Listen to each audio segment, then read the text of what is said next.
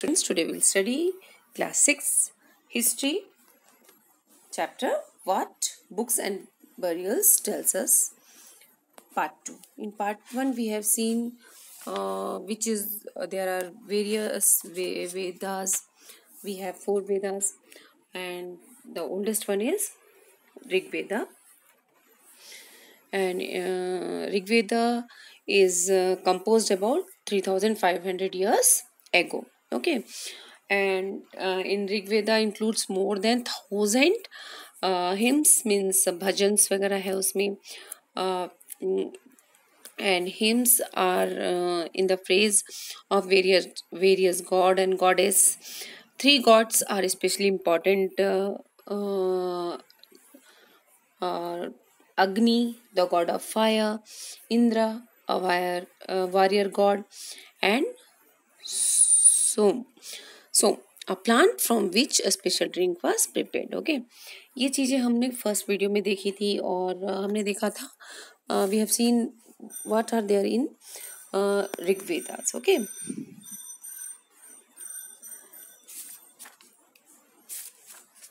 now we will study Silent Sentinels, the story of megaliths. These stones boulders are known as megaliths. Silent means खामोश. Sentinels means पहरेदार बोलते हैं. Sentinels means पहरेदार. तो इसका मतलब हुआ खामोश पहरेदार. The story of megaliths. Liths means a stone and mega means large, means बड़े पत्थर. These were carefully arranged by the people and were used to mark burial sites. ये जो बड़ी बड़ी चट्टानें हैं इसको कहाँ यूज किया जाता था? बरियल साइट मीन्स दफनाना या किसी को गाड़ना या दफनाना. जब करते हैं डेड बॉडी को, हम जब दफनाते हैं तो उसके पास आसपास ये लोग क्या करते थे? बड़ी बड़ी चट्टानें या बड़े बड़े पत्थरों को रख देते थे. क्यों रख देते थे? ताकि ये निशान रहे कि ये एक बरियल साइट है, यहाँ पर लोगों को दफनाया गया है. ऐसा करके उसमें एक घेरा बना दिया जाता था बड़ी बड़ी चट्टानों से. ये देखिएगा पिक्चर में, ये दिख रहा है आपको? यहाँ पिक्चर में देखिए, ये इस तरीके से यहाँ यदि दफनाया जाता है तो उसके आसपास इस तरीके से बड़ी बड़ी पत्थरों से उसको घेर दिया गया है. ये इसे कहते हैं बरियल साइट्स, है ना. मेगालिथ्स, बड़ी बड़ी चट्टानों से उसको घेरा बना दिया जाता है.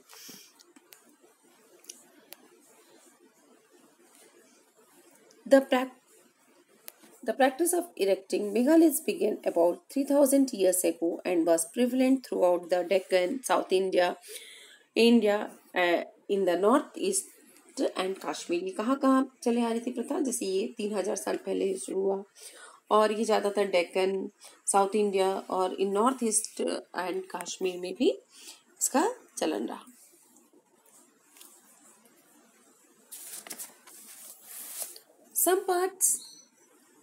Some important megalith sites are shown on map 2, page number 13 में. आप देखिएगा अपने बुक के कि वहाँ पे कुछ इम्पोर्टेंट्स मेगालिथ दिखाए गए हैं कि कहाँ पे 13 में कि कहाँ पर इम्पोर्टेंट्स मेगालिथ साइट्स हैं कहाँ पे. ये आपको पेज नंबर 13 में आपकी बुक में आपको मिलेगा. ठीक है.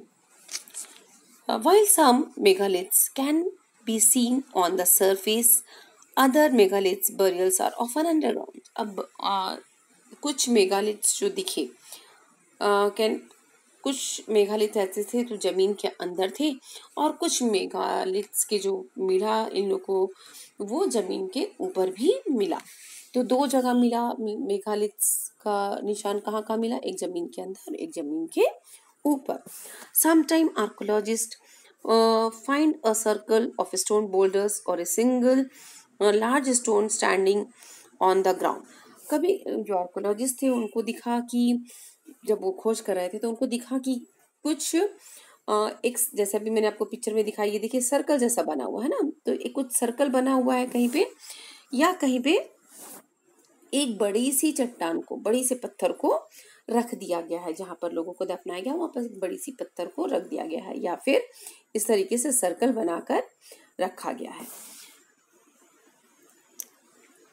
This are only the indication that there is burial. इसका मतलब सिर्फ यही था कि ये क्या है, एक बरियल्स बीनीथ है, इसके नीचे डेड बॉडीज है ना, ये बरियल बीनीथ है, बीनीथ मीन्स नीचे, अंडर। तो यहाँ पे लोगों को दफनाया गया है, ये सिर्फ एक इंडिकेशन मिलता है इससे।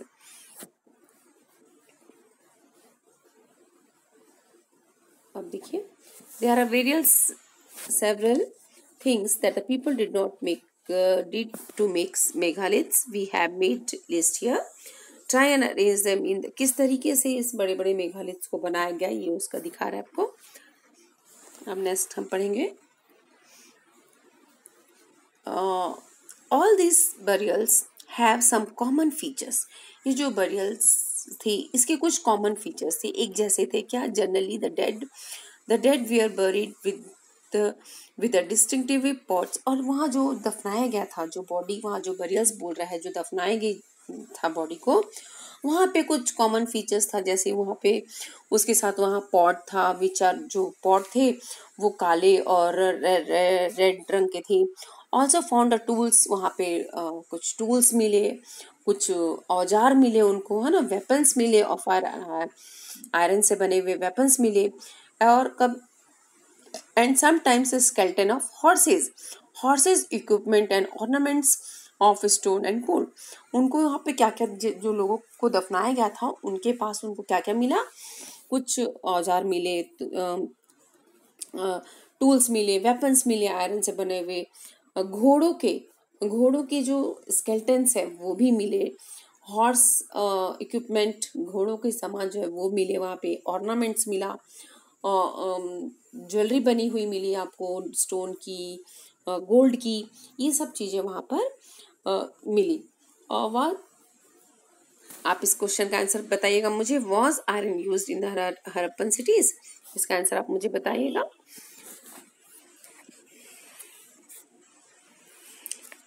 देखिए, अब वहाँ पे दिखा कि कुछ चीज़ें हॉर्स है, उनके ऑर्नामेंट्स उनके बॉडी के पास मिल रहे हैं। Finding out about social difference. Social difference means क्या होता है? अमीरी गरीबी, इसे हम कहते हैं सोशल डिफरेंसेस। तो कैसे पता चला कि लोग अमीर हैं गरीब हैं? ये आर्कियोलॉजिस्ट ने कैसे पता लगाया कि जब वो बरियल साइट्स को देख रहे थे तो उनको कैसे पता चला कि इसमें से रिच कौन है, पुअर कौन है? तो archaeologists think that the object found with the skeleton probably belonged to the dead person। तो उनको लगा कि जिस बॉडी को वो देख रहे हैं, बरियल्स को, स्केलेटन के पास जो चीजें मिली वो इंसान की खुद की है।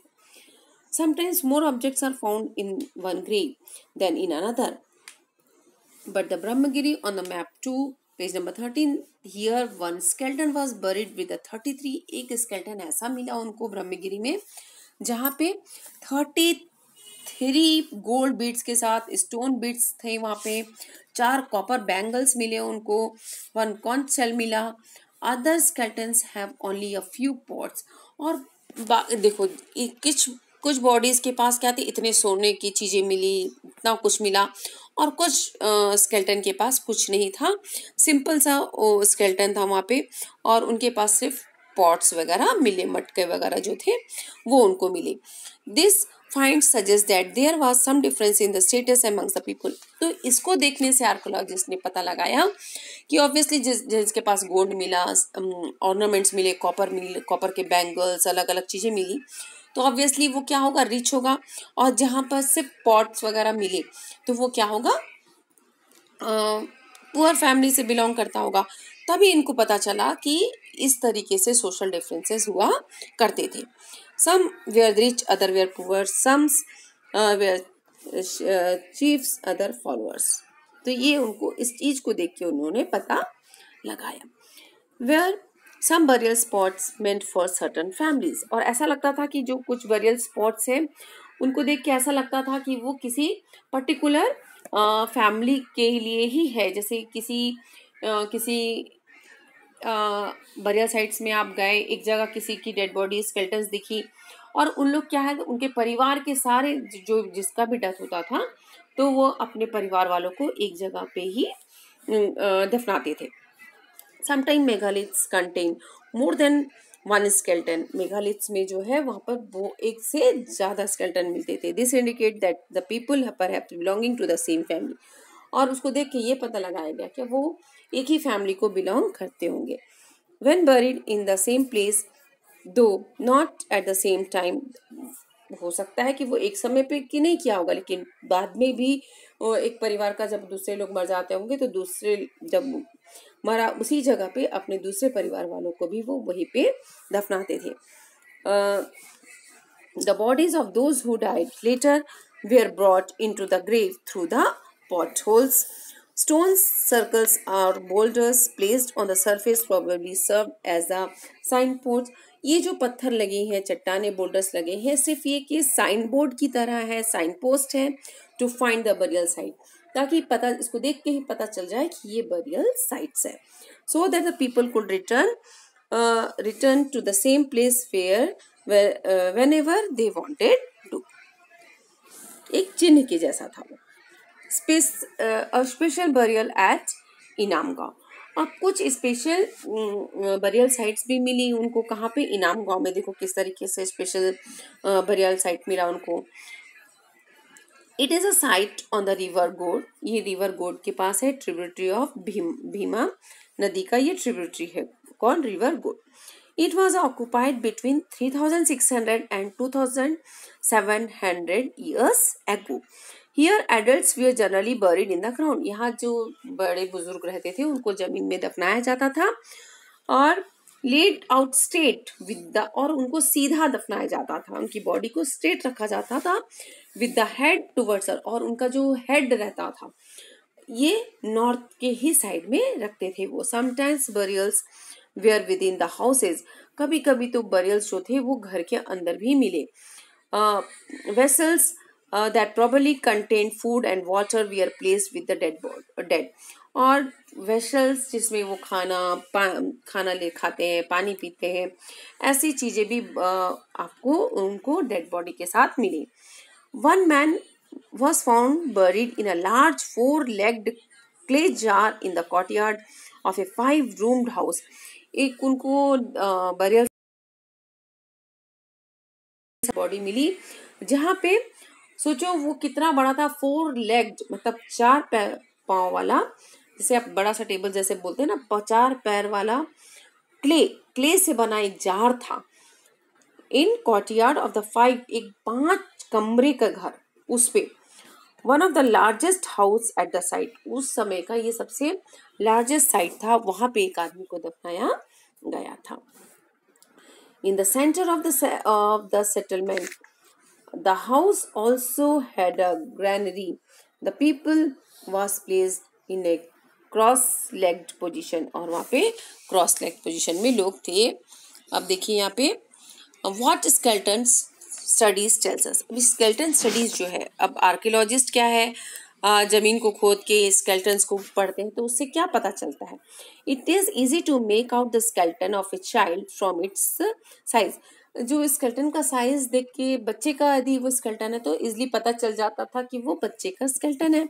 However there are no major difference in the bones of a girl and a boy. लेकिन जो स्केल्टन है बॉयज और गर्ल्स का, उसमें कोई भी डिफरेंस नहीं था। Can we make out whether skeleton was that of a man और ए वुमेन। उन लोगों को कैसे पता चलता था कि ये आदमी का स्केल्टन है कि औरत का स्केल्टन है। Sometimes people decide on the basis of what is found with the skeleton. कभी कभार लोग ये पता करते थे जब जैसे डेड बॉडी है उनके साथ कुछ ना कुछ सामान होता था तो उन लोग उससे पता लगाते थे कि ये क्या चीज है। जैसे किसी ने ज्वेलरी पहन रखी है, लेकिन उस समय क्या होता था, मेंस भी जो है वो ज्वेलरी पहनते थे, इसलिए उनको बहुत, for instance if a skeleton is found with the jewellery it sometimes thought it was woman. ये सोचा जाता था कि वो किसी औरत की स्केल्टन होगा। However there were problems with this often, क्योंकि उस समय जो आदमी थे वो भी ऑर्नामेंट्स को पहनते थे। A better way of figuring out the sex of a skeleton is to look at the bone structure. तो उन्होंने पता लगाया कि जब हम बोन स्ट्रक्चर को देखते हैं तो हम इजिली पता चल जाएगा हमें, हम उसको सेक्सुअली डिफ्रेंशिएट कर पाएंगे कि वो मैन का है कि वुमेन का है। कैसे? बोन के स्ट्रक्चर को देख के, द हिप और the pelvic area of women is generally large to enable child bearing. जो हिप और पेल्विक एरिया होता है वुमेन का, वो क्या होता है, बड़ा होता है। आप जो हिप है आपका और पेल्विक एरिया जो होता है वो कहता है कि जो लेडीज का होता है, औरतों का होता है, वो क्या होता है, बड़ा होता है, जिससे वो लोगों को कंसीव करने में बोलिए, या यहाँ लिखा है लास्ट इनेबल चाइल्ड बेयरिंग, बच्चे का जन्म होता है तो उसमें उसकी उनको मदद मिलता है। This distinctions are based on the modern skeletal studies. About 2000 years ago, there was a famous physician named Charak who wrote a book on the medicines known as चरक संहिता।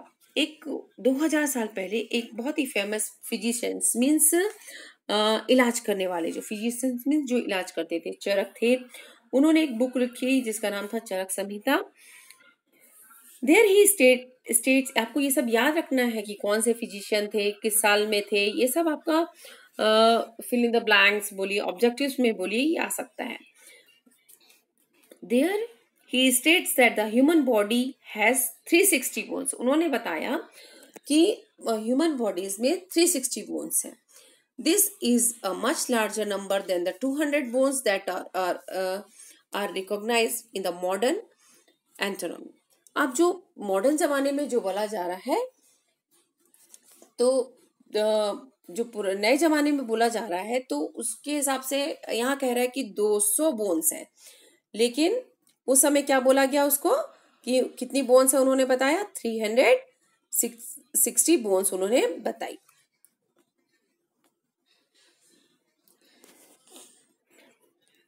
तो उन्होंने बोला कि 360 बोन्स है और नंबर देन द 200 बोन से ज्यादा है।